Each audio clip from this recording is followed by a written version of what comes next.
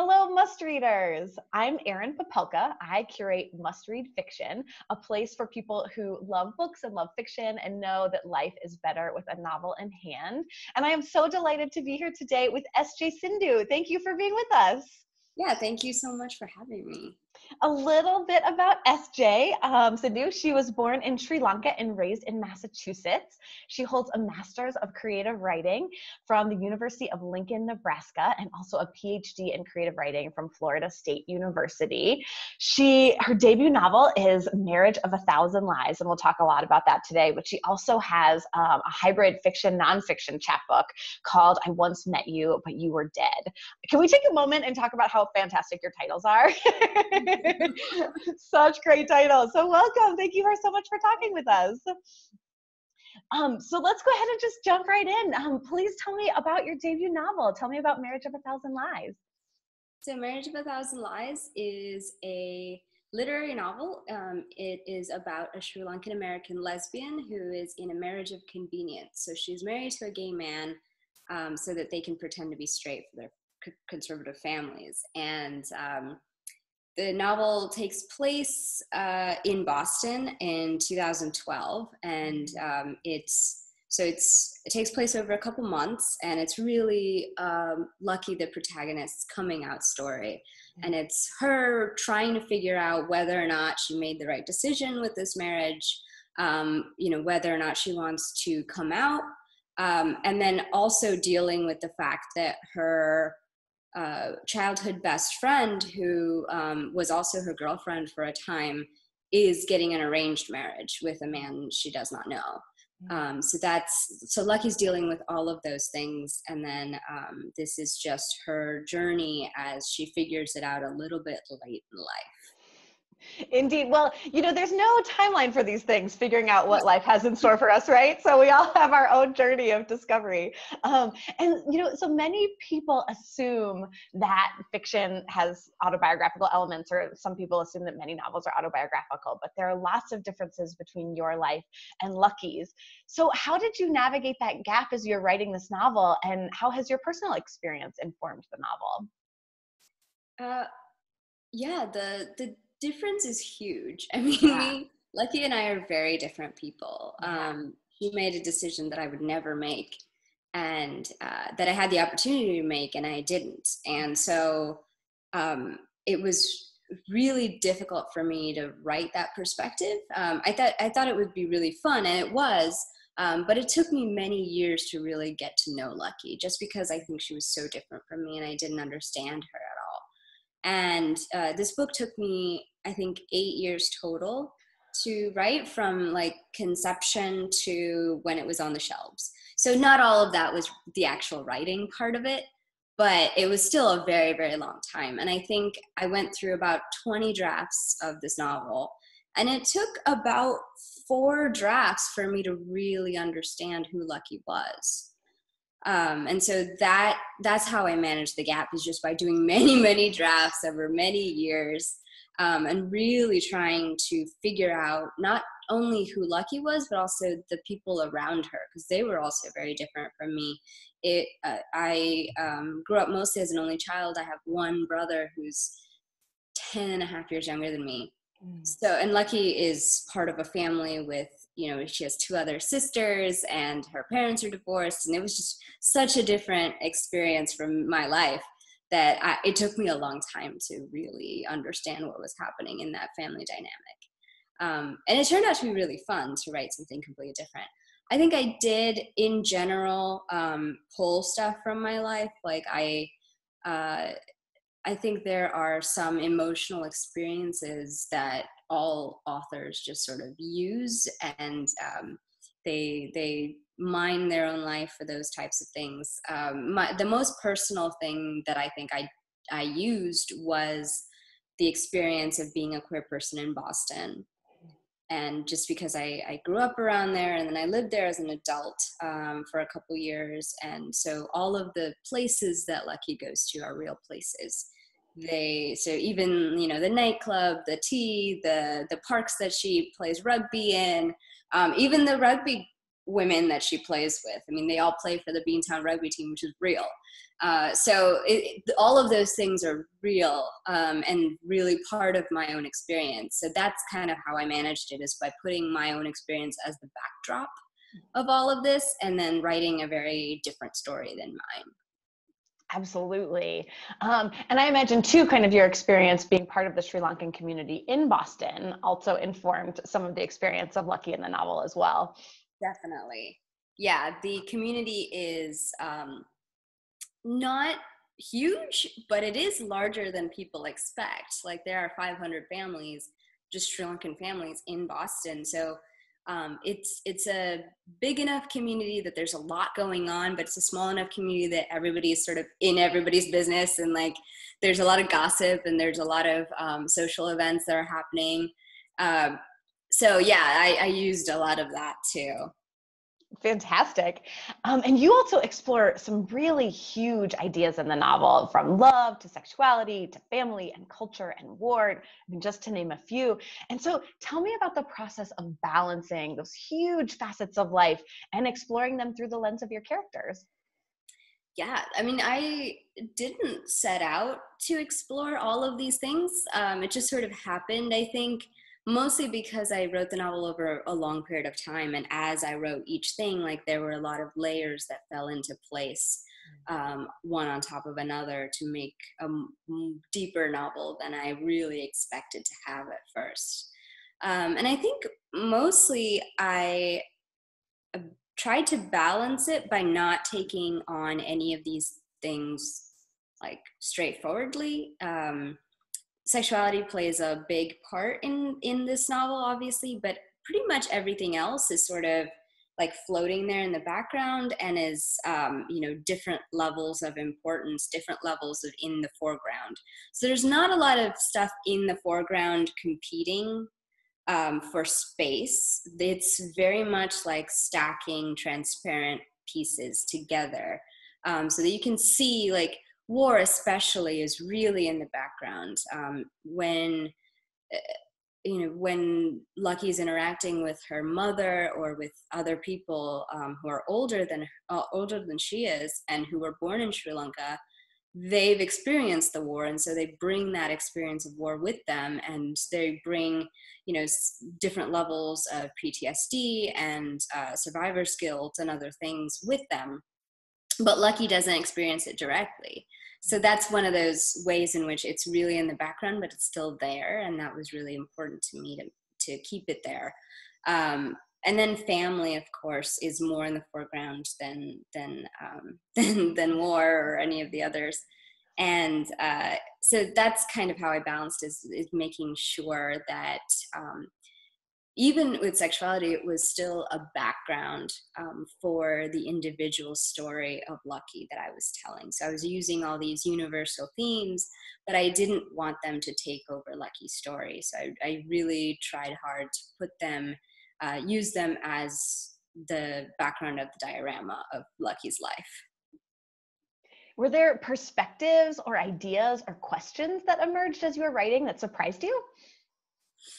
I really didn't expect to take on gender in the way that it happened to show up in the novel, mostly because I wanted to deal with Lucky's experience as a lesbian and as a queer woman, but I ended up really tackling what it means to be feminine or masculine as a queer woman as well.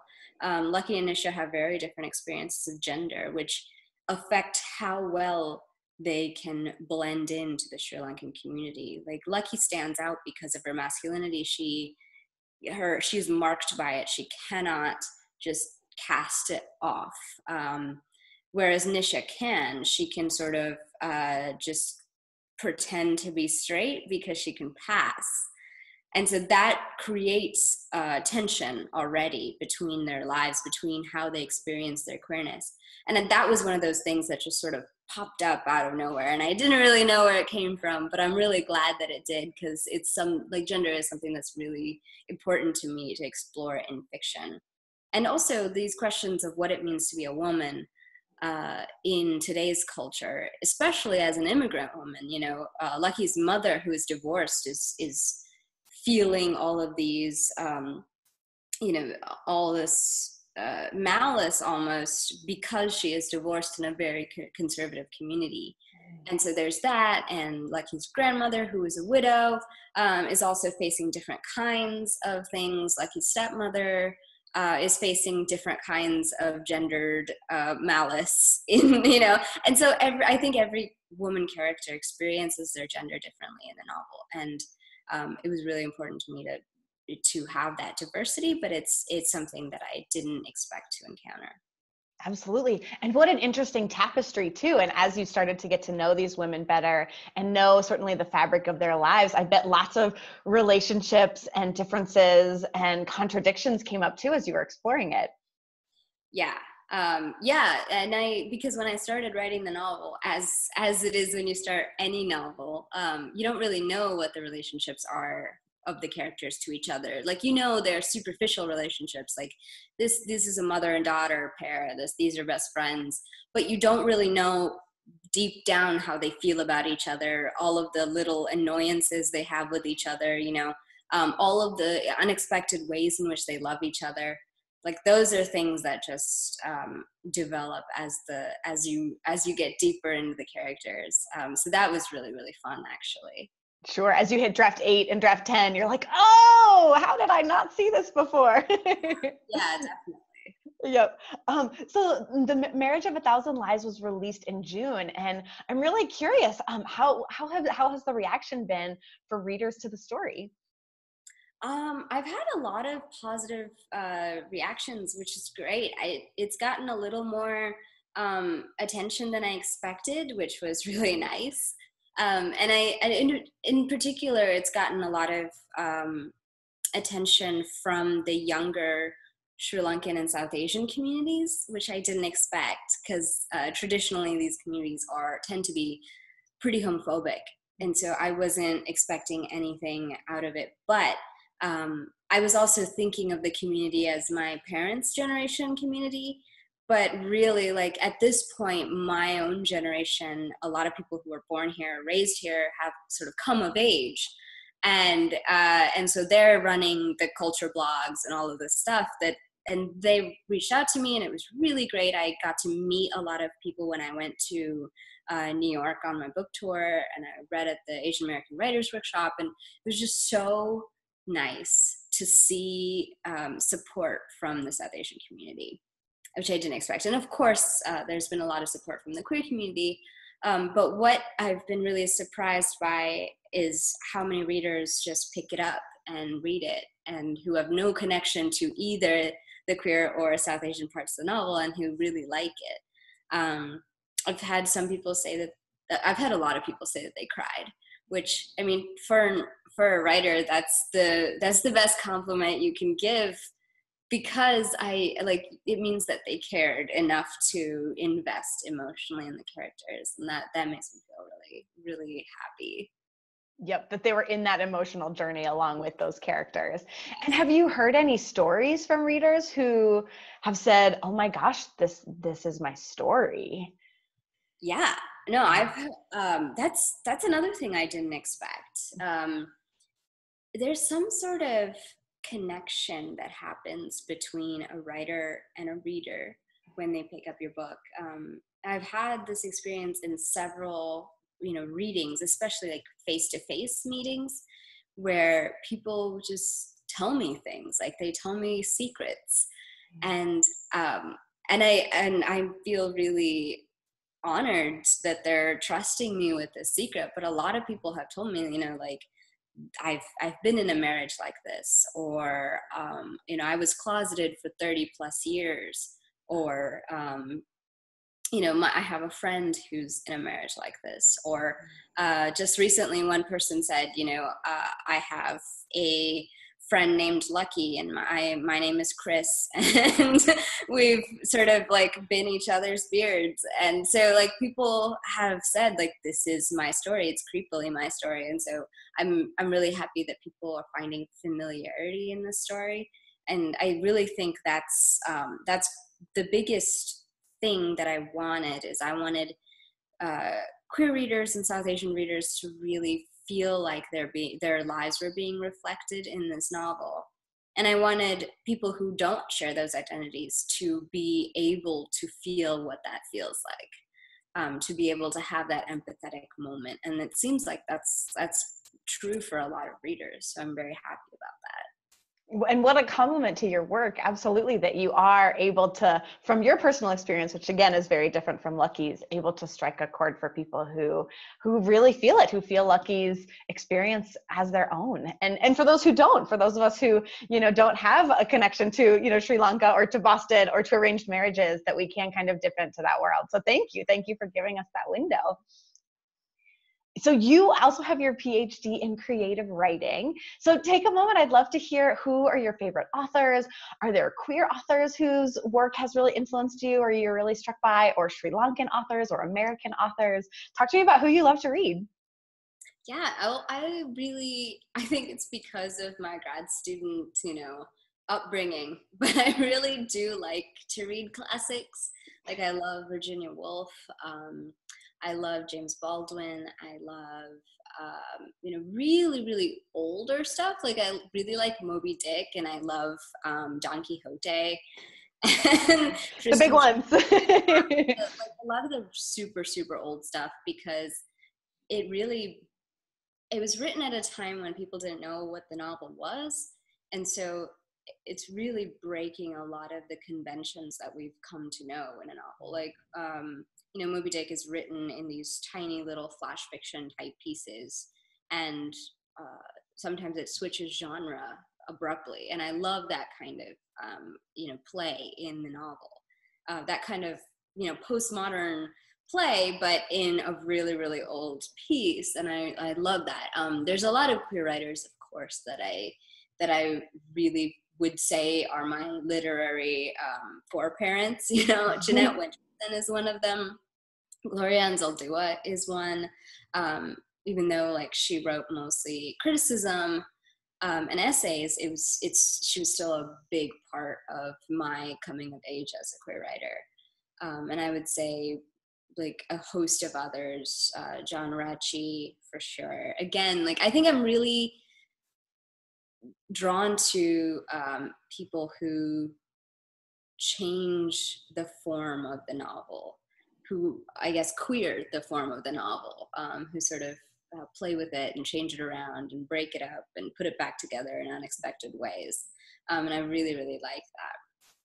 Yes, which it's a fun play, and it's probably a fun play too, kind of as the form of the novel evolved. Moby Dick is a great example where, there weren't these hard and fast rules, and so you did have that kind of flexibility to play and make things come through in different ways.